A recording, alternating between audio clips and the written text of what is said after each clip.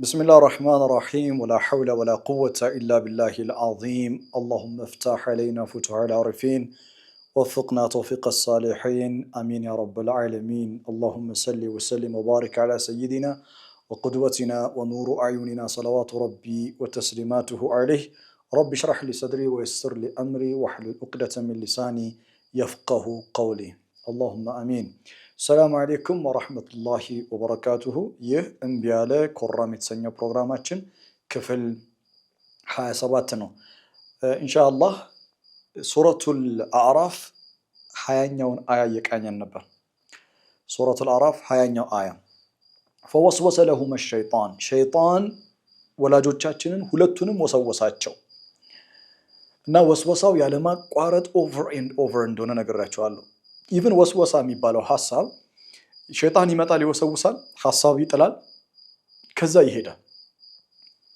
ሌላ ጊዜ ይመጣል ሐሳብ ይጥላል ይሄዳል በጊዜ ሂደት through time እኛን convince የማድረግ የሱን ሐሳባችን አድርገን እንድናስበውና የሱን ሐሳብ በጊዜ ሂደት ሐሳብ አድርጎ መያዝ ብቻ ሳይሆን እንድንኖረው የወስወሳ ፓወር ነው እና ከዚህ በፊት ባለፈው ክፍል ላይ ያነሳውላችሁ ጥያቄ ሸይጣን ለምን ዓላማ ነበረ ወላጆቻችን የወሰወሳቸው የወስወሳው ዓላማ ምን ነበረ መልካም the power of ወስወሳን ተነጋግረናል የወስወሳ ጉልበቱን በቃ ጉልበት ያለው ነገር ስለሆነ ወስወሳ አላህ በቃሉ መጨረሻ ላይ ያስተነቀቀን ምንድነው ብለናል ወስወሳ እሺ ጥሩ ለምን ነበረ ዓላማው ምን ነበር የመወስወስ ሱረቱል አዕራፍ 20ኛው አያ ላይ በግልጽ እንደተቀመጠው ሸይጣን ሁለት መሰረታዊ ዓላማዎች ነበሩት ብዙዎቻችን የምናስበው ሸይጣን ወሰወሳቸው ከዛ ከጀነት አስወጣቸው ለማውጣታቸው ሰበብ ሆነ የሸይጣን ወስወሳ ዓላማው ከጀነት እነሱን ማስወጣት ነበር የሚል ነው የሸይጣን የመጀመሪያው ዓላማ ይሄ አይደለም ብዬ በነግራችሁስ ግቡ ነው ይሄ አንደኛው ግቡ ነው ግን ፕራይመሪ ጎል ቅድሚያ የሰጠው ግብ ይሄ አይደለም ሸይጣን ኢብሊስ ይሄ አይደለም የሸይጣን የመጀመሪያው ግቡ በወላጆቻችን ላይ የነበረው ግብ በወስወሳ አማካኝነት ይፈልገው የነበረው ነገር to remove their clothes ልብሳቸውን መግፈፍ ነው ልብሳቸውን ማውለቅ ነው አላህ ለወላጆቻችን ያለበሳቸው ልብስ ነበር እና የመጀመሪያ የሸይጣን ዓላማ ያንን ልብስ መግፈፍ ነበር ያንን ልብስ ማስወለቅ ነበር ለምን ምክንያቱም ልብስ መልበስ አደማዊነት ነው ልብስ የአደማዊነት ክብር መገለጫ ነው ይሰመርበት ዲግኒፋይድ በሆነ መንገድ በተከበረ መንገድ መልበስ አደማዊነት ነው የአደማዊነት ክብር መገለጫ መካከል አንዱ ልብስ ነው ኢብሊስ ሲባረር አላህ ምን ብሎት ነበር ሱረቱል አዕራፍ ላይ قال اخرج منها مذءوما مدحورا ብሎት ነበር مذءوم የተዋረድክ ነህ ተብሎ ተዋርዶ ስለመጣ ምድር ላይ ለእያንዳንዱ አደማዊ የሚመኝለት ነገር ውርደት ነው አላህ ወላጆቻችንን በልብስ አክብሯቸው ስለነበረ ያንን ልብስ ማውለቅ ማለትም ማዋረድ የሸይጣን የመጀመሪያው እቅድ ነበር አላህ ምን አለን ሱረቱል አዕራፍ 20ኛው አያ ፈወስወሰ ያለማቋረጥ ወሰወሳቸው ፈወስወሰ ለሁመ ሸይጣን ያለማቋረጥ ወሰወሳቸው ዓላማው ምንድነው ሊዩብዲ ሊገልጠው ነው አለ ዓላማው ማለት ነው for this sake ለዚህ ጉዳይ ላም التعليل because of this ምንድነው የፈለገው ሊዩብዲ ለሁማ ማ ውሪያ ሚን ሰውአቲሂማ የተደበቀው የነበረው ሐፍረተ ገላቸውን መግለጥ ነው አለ የተደበቀ የሆነው ሀፍረተ ገላቸው ሲገለጥ ምንድነው የሚሰማቸው ነው ጉዳዩ። ሀፍረት፣ ውርደት። ማንኛውም ምድር ላይ የሚኖር አደማዊ ማንነት ያለው ሰው፣ ማንኛውም አደማዊ ምድር ላይ ወንድም ሴትም በተፈጥሮ አላህ በዘረጋው መንገድ ላይ ከሆኑ ፊጥረት አላህ ለቲ ፈጠረ ናስ ዐለይሃ አላህ በሰራው ትክክለኛ ተፈጥሯዊ አስተሳሰብ ላይ የህይወት መንገድ ላይ ካሉ ወንድም ሴትም የሚያሳፍራቸው ነገር ቢኖር እርቃናቸውን በሰው ፊት መታየት ነው። ጤነኛ አደማዊ ሐሳብ ካላቸው የሚደንቀው ነገር ልንገራችሁ፣ ፓምፐርስኛው የቀየርንላቸው ዳይፐርስን ቀየርላቸው ገላቸውን ስናጥብ የነበሩ ልጆቻችን የሆነ ሰዓት ላይ they don't want it አይፈልጉም። የሚገርም እኮ ነው። አባት ልጁን አጥቦ አሳድጎ እናት ልጇን አጥባ አሳድጋ ከዛ በኋላ ግን በር አንኳክተን መጸዳጃ ቤት በር አንኳክተን አያስገቡንም። 8 ዓመት 7 9 10 ዓመት የሆነ ልጅ ወላጆቹን አያስገባም። እየታጠብኩ ነው ትላለች፣ እየታጠብኩ ነው ይላል። በፍጹም ወንድም ሴትም ትንሽ ማደግ ሲጀምሩ ገላቸው እንዲታይ አይፈልጉም። ናቹራል ነው። ታውቃላችሁ፣ ከርዕሴ ልውጣና ሱረቱል ዩሱፍ ልሰዳችሁ። ሱረቱል ዩሱፍ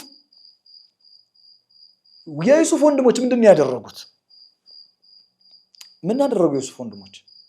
የዩሱፍ ወንድሞች ወንድማቸውን ወአልቀሁ ፊ ገያበቲል ጁብ አይደል ጉድጓድ ውስጥ ነው የጣሉት። ከዛስ ወደ አባታቸው ግን ሲመጡ ይዘውት የመጡት ምንድነው? ቢቀሚሲሂ እኮ ነው የሚለው።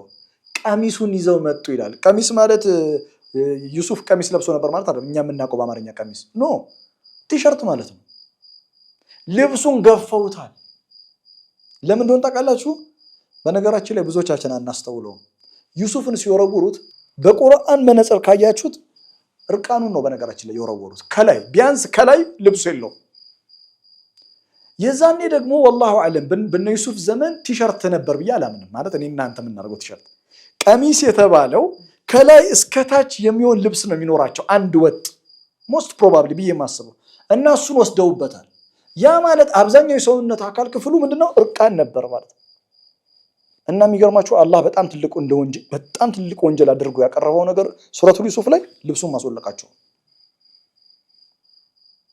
ማስወለቃቸው ጉድጓድ ውስጥ መክተታቸው ሌላ ወንጀል ነው። ልብስ ክብሩ ነበር የዩሱፍ አውልቀውበታል ነው ያለው አላህ። ስለ ቀሚሱ ያወራን ዝም ብሎ አይደለም።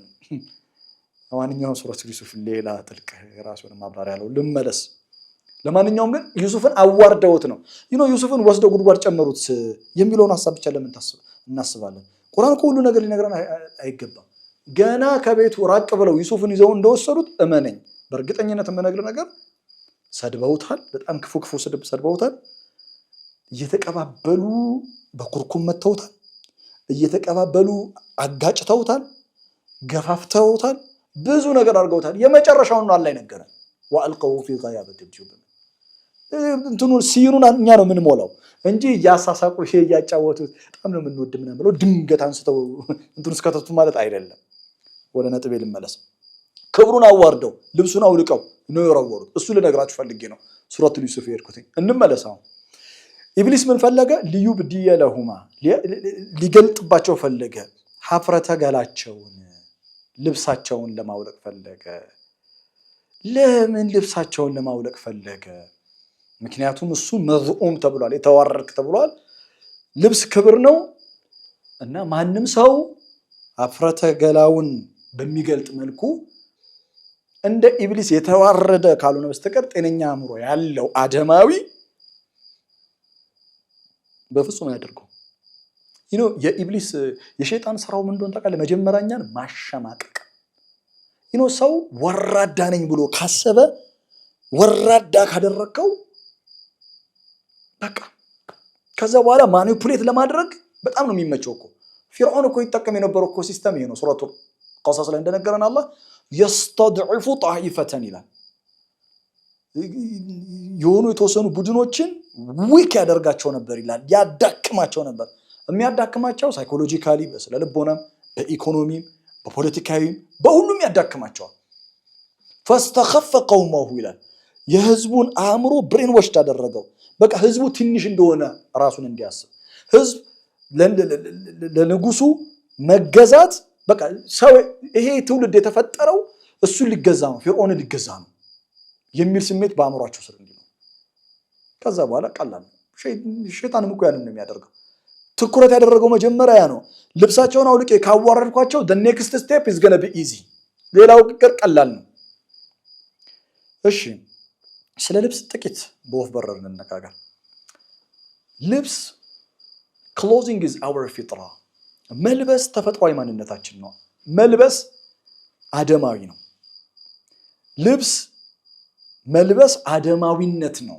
የአደማዊነት ማንነት መገለጫ ልብስ መልበስ ነው ልብስ መልበስ ለሴትም ለወንድም የክብር መገለጫ ነው በተቃራኒው ደግሞ ልብስን ማውለቅ ጤነኛ አእምሮ ኖሮት ሰው ልብሱን አውልቆ መሄድ it's form of humiliation ነው የወራዳነት መገለጫ ሸይጣን የሚፈልገው ደግሞ ያንን ነው ሸይጣን ባለንበት ዘመን በጣም ስኬታማ ነው በነገራችን ላይ በዚህ ጉዳይ ላይ በጣም ስኬታማ ነው ታውቃለህ ወስወስ አይደለ ይወለ ፈወስወሰ ለሁም الشيطان ለምን ነበር ሲወሰውሳቸው የነበረው ልብሳቸውን ማስወለቅ ልብሳቸውን ለማስወለቅ ነው ሐሳቡ ልብሳቸው የሚገለጠው መቼ ነው አትንኩ የተባሉትን ይነኩ ጊዜ ያቺ ዛፍ ከምትጫወተው ሚና መካከል የተከለከለችው ልክ እሱን ሲበሉ ሀፍረተ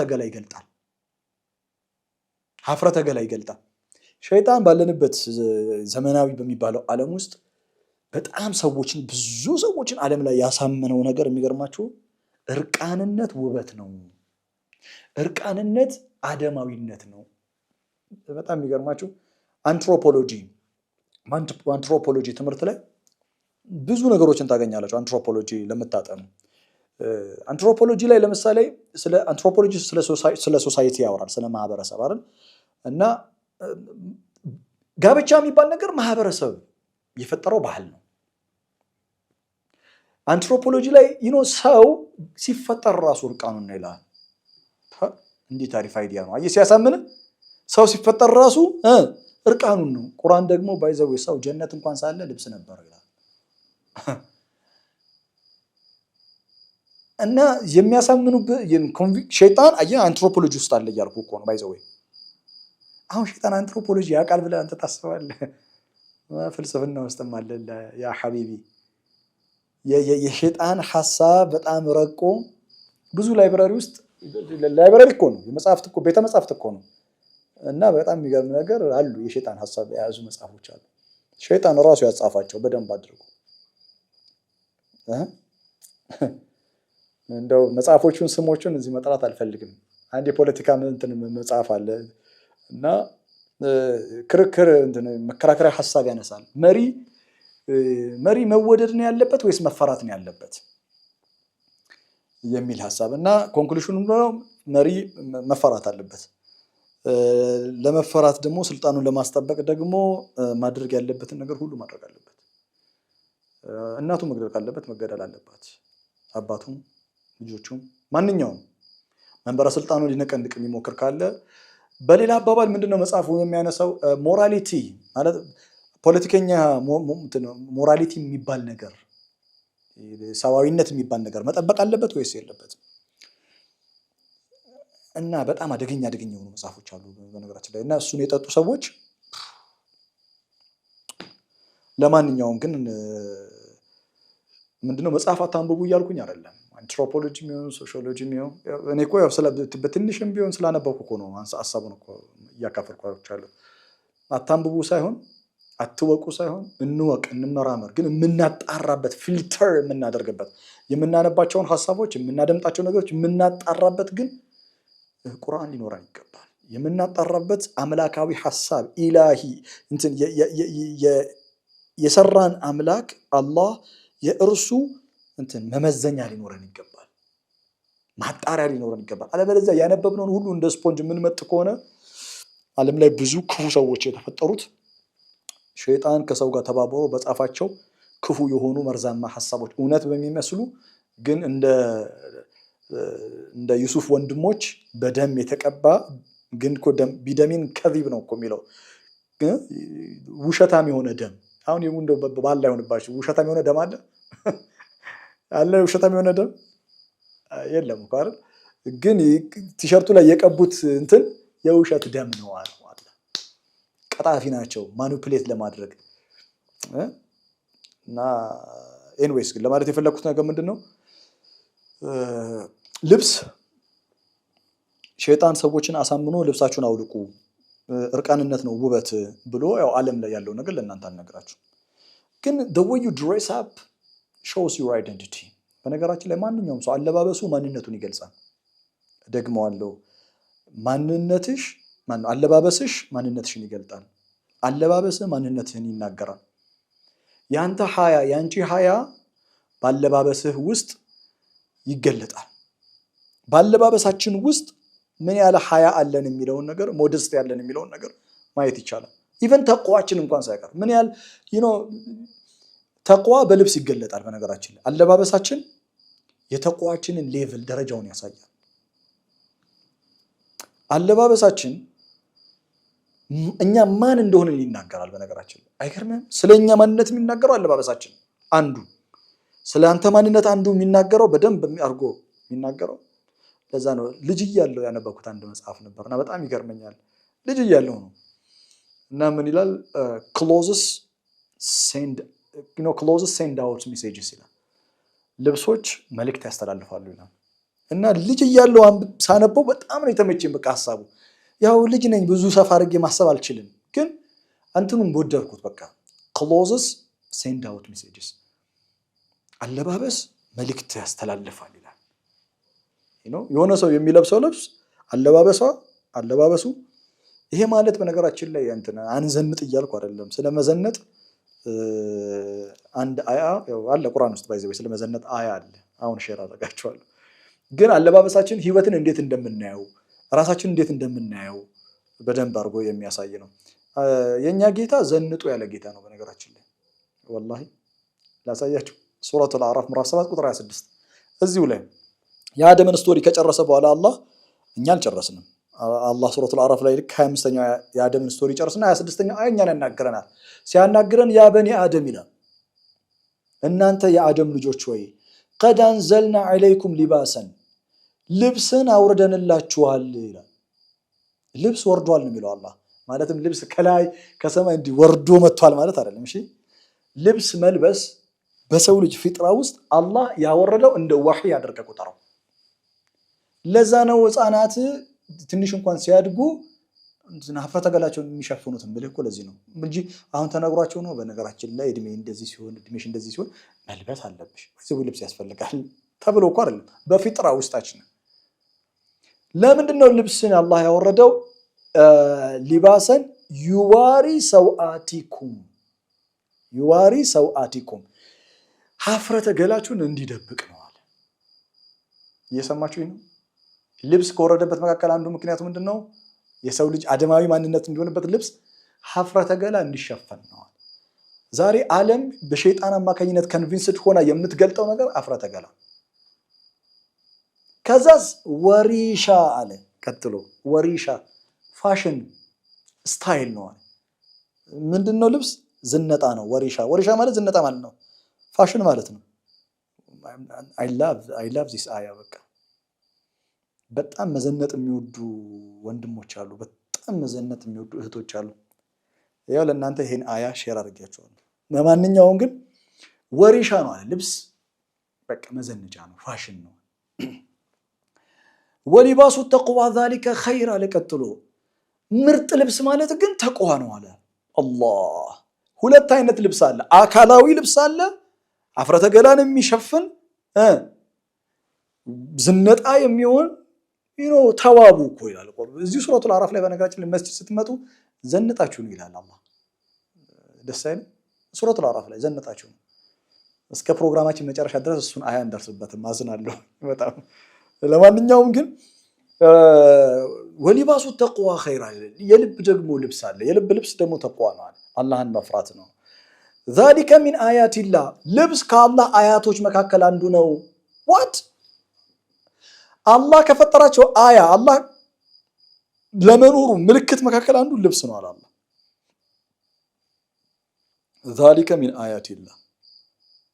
አንዳንድ ሰዎች አለባበሳችን ኢና ሊላሂ ወኢና ኢለይሂ ራጂዑን ልብስ የአላህ አያ ነው ብለህ እንድታስብ በፍጹም አያደርግህም። በቃ ምንድን ነው የለበሱት?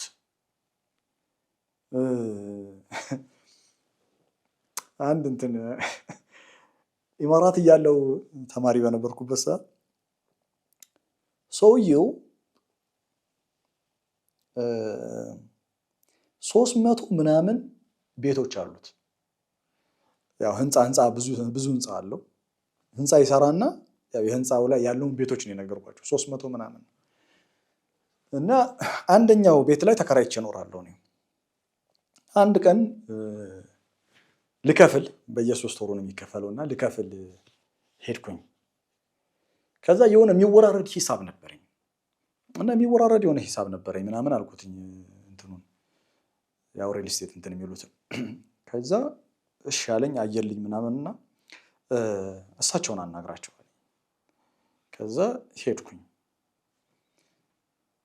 እና ሸሚዙን ማቀው ይመስለኛል በቃ በጣም በዛ ከተባለ 30 ሪያል 30 ድራም ምናምን ቢያወጣ እና በጥሩ ሁኔታ አስተናገደኝ። ባንግላዴሻዊ ነው። ጥሩ ሁኔታ አስተናገደኝ ምናምን። በኋላ ላይ ጉዴን ስሰማ የ300 ምናምን ቤት የስንትና ስንት ህንፃ ባለቤት እሳቸው ናቸው። እንዴት ናቸው? በአማርኛ ነው እሳቸውን ማናገር። በጣም ብዙ ጊዜ አይቼዋለሁ ሰውየውን እና ሁሌ አንድ አይነት ሸሚዝ ነው የሚያደርገው። እና በእርግጠኝነት የምነግራችሁ ነገር አንድ 30 ሸሚዝ አለው እንደዚህ አይነት ሸሚዝ። ተመሳሳይ ኮን ራሱ ጉርድ ነው፣ ጉርድ ሸሚዝ ነው፣ ተመሳሳይ ከለር ነው።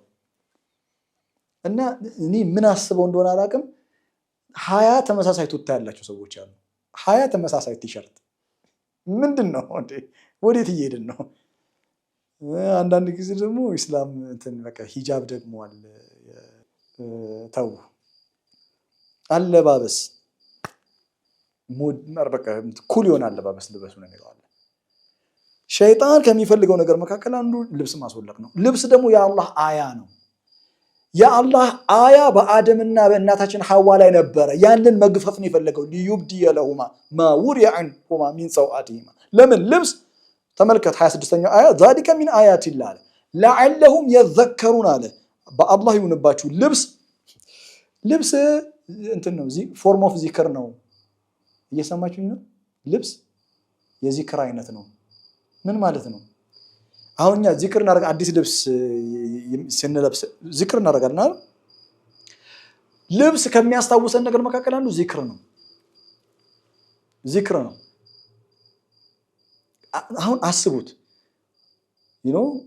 ከነገ ጀምሮ ልብስ የሚባል ነገር ዓለም ላይ ባይኖር በቃ ድንገት ጠፋ እንበል። ልብስ የተባለ በሙሉ በቃ አላቅም እንዴት እንደሆነ ግን ጠፋ እንበል። ሃይፖቴቲካሊ ምንድን ነው?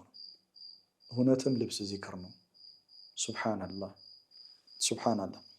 እሺ በመቀጠል ወቃለ ማ ነሐኩም። አሁን ሁለተኛው ስትራቴጂ፣ አንደኛው ስትራቴጂ የመጀመሪያው ስትራቴጂ ምንድነው? የሸይጣን ልብሳቸውን ማውለቅ። ልብሳቸውን በማውለቅ ውስጥ ምን አለ? ማዋረድ። በቃ ዓለም ዛሬ ወንድሞቻችን እህቶቻችን የኛው የሆኑ አለባበሳቸው እንዴት ነው? ሸይጣን ሊያዋርድሽ የሚፈልግ አይነት አለባበስ ነው። ሸይጣን ሊያዋርድህ የሚፈልግ አይነት ያለባበስ አይነት ነው። እኔ ያው ይቅርታ ይደረግልኝ እሺ፣ ካጠፋውኝ በቃ አፉ በሉኝ ሁላችሁም። እንዴት ወንድ ልጅ ሲኪኒ ሱሪ ይለብሳል? ባይዘዌ በልብስ ውስጥ የሚሰራ ብዙ ሸፍጦች አሉ፣ ብዙ የሸይጣን ሐሳቦች አሉ ልብስ ውስጥ የሚሰራ። ርዕሴ አይደለም እዚህ በቃ አልችልም፣ ሁሉን ነገር አውርተን አንችለውም። እናንተ አንድ ነገር ስንነጋገር ከኔ የበለጠ አስፈታችሁ ማየት ትችላላችሁ ብዬ አምናለሁ። አስፈታችሁ አየህ፣ ኢቭን በህፃናት ልብስ እንኳን ሸይጣን አይፋታንም። ነገርማችሁ ልብስ ሊያዋርደን የተወረደ ይሁን። ለማንኛውም ሁለተኛው ሐሳቡ እናትና አባታችንን ምን ሐሳብ እንዳለው ልንገራችሁ። ወቃለ ማ ነሐኩማ አለ እዛው አያ ወቃለ ማ ነሐኩማ ጌታችሁ እኮ በፍጹም አልከለከላችሁም። ወቃለ ማ ነሐኩማ ረቡኩማ ጌታችሁ አን ሃዚሂ ሸጀራ ከዚች ዛፍ ኢላ አን ተኩኑ መለከይኒ አው ተኩና ሚነል ኻሊዲን ወይ መልአክ ነው የምትሆኑት ብትበሉ ወይም ደግሞ ለዘላለም ነው የምትኖሩት። መልአክ እንዳትሆኑ ወይም ዘላለም የመኖር ፍቃድ እንዳይኖራችሁ ስለፈለገ ነው ጌታችሁ ከዚህ ዛፍ እንዳትበሉ ያለው። ስትራቴጂውን ላሳያችሁ። የተጠቀመው የመጀመሪያው ስትራቴጂ ሌሎቹን ስትራቴጂ ሌላ ቀን በሚቀጥለው ክፍለ ጊዜ እናወራለን።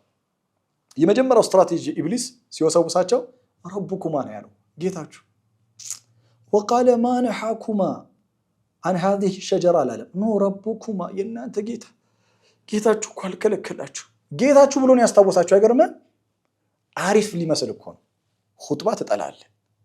ኹጥባ አንዳንድ ሰው አለ አላህዬ እኮ በጣም እንትን ነው ምናምን ምትላለች ራቆቷን እየሄደች አላህዬ እኮ እንደሰው አይደለም ረሂም ነው።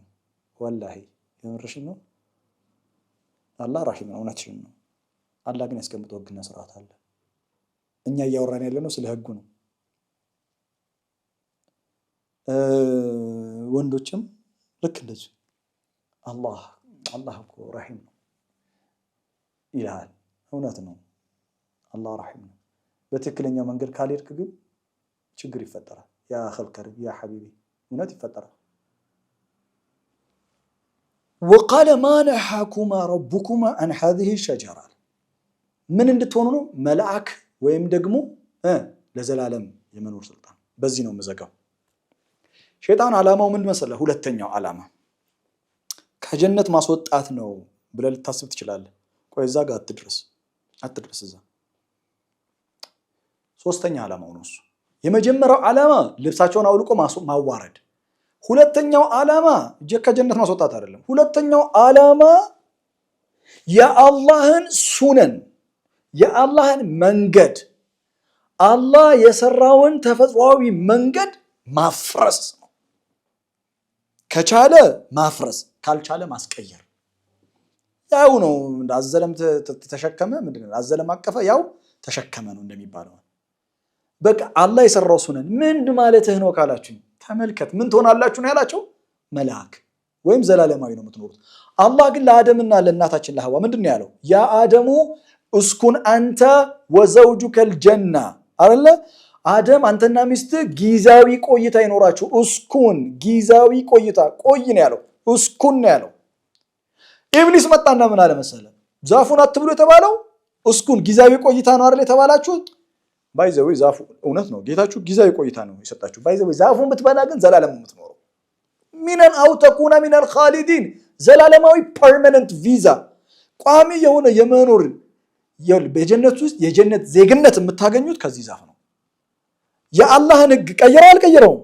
አየህ ከዛ መልአክ ትሆናላችሁ አላል። መልአክ እንዴት ነው መልአክ የሚሆነው? በቃ አደም እኮ አደም ነው፣ ሰው ነው። እናታችን እኮ ሰው ናት። ከሰውነት እንዴት ወደ መልአክነት ይቀየራል?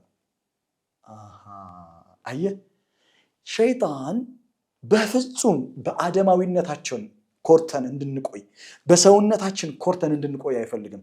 ከሰውነት ሌላ ነገር እንድንመኝ ይፈልጋል። እሱም ያው እዚህ መልአክ ትሆናላችሁ አላቸው። ለማለት የፈለኩት ሁለተኛ ሸይጣን በታርጌትነት የፈለገው ምንድነው? አላህ የሰራውን ህግና ስርዓት መቀየር፣ ማፍረስ። ሰው በአላህ ህግና ስርዓት ውስጥ አላህ በፈጠረው ሱነን ውስጥ እንዳይኖር ማድረግ። አደምና ሐዋ እስኩኑ ነው የተባሉት፣ ጊዜያዊ ነው። መጣና ነው ዘላለማዊ ትኖራላችሁ አለ። ዛሬ ሞትን እናስቀራለን ብለው እየደከሙ እኮ አሉ ሳይንቲስቶች፣ እየደከሙ ነው። ሰው እንዴት ሳይሞት ረጅም ዓመት እንዲቆይ ማድረግ እንችላለን? የአደም ስቶሪ ሲያልቅ ሱረቱል አዕራፍ ላይ ባይዘው ትሞታለህ ብሎ ነው የሚያልቀው። ትሞታለህ እና ትቀሰቀሳለህ። ፊሃ ተሕየውን በምድር ትኖራላችሁ፣ ወፊሃ ተሙቱን ትሞታታለህ፣ ወሚንሃ ትኽረጁን ከዛም ትወጣለህ። በምድር ትኖራላችሁ አለ፣ ከዛ ትሞታለህ ነው ያለው። ምድር ላይ ለዘላለም እንደምንኖር አድርጎ እኮ ነው ሸይጣን የሚስልብልኝ።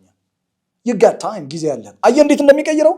በቃ የሸይጣን ስራ ምንድነው ካላችሁኝ፣ የሸይጣን ሴራ ከጀነት ጀምሮ በወላጆቻችን እስከኛ ዘመን ድረስ እስከ የውመል ቂያማ ድረስ እንዴት አድርጌ የአላህን ሱና ለነሱ የዘረጋላቸውን ተፈጥሯዊ መንገድ መቀየር እችላለሁ? ሃይማኖትህ ጉዳዩ አይደለም። ምንም ሆነ ምንም እሱ አይጨንቀውም። ብቻ ሰው ሁን። በሰውነት የተሰራ አደማዊ መንገድ አለ። ያንን አደማዊ መንገድ መቀየር ነው። ከዚህ ላይ ተነስታችሁ እናንተ ዓለም ላይ ብዙ የሚሰራውን ስራ አስቡበት። እንዴት ነው ሸይጣን ፊንላንድ ሀገር ትምህርት እስከ 12 ያክፍል አይደለም። ለምንድን ነው ሰው እስከ 12 ያክፍል የሚማረው አሉ። በቃ ለምን ይደክማል 12 ዓመት ድረስ? እውነቴን ነው የምልህ፣ የገባቸው ነገር አለ ማለት ነው። ሶስተኛ ስትራቴጂው ከጀነት ማስወጣት ነው። በሚቀጥለው ክፍለ ጊዜ ስንመጣ ይህንኑ አያ 26ኛው አያ ዩራዱ ላሃ ተወቁፍ ቆም ብሎ ማየት የሚገባን ብዙ ነገሮች አሉ። ኢንሻአላህ በሚቀጥለው ጊዜ ስንመጣ እናያለን። አላህ ከሸይጣን ወስወሳ ይጠብቀን። ባረከላሁ ሊ ወለኩም። ሰላም አለይኩም።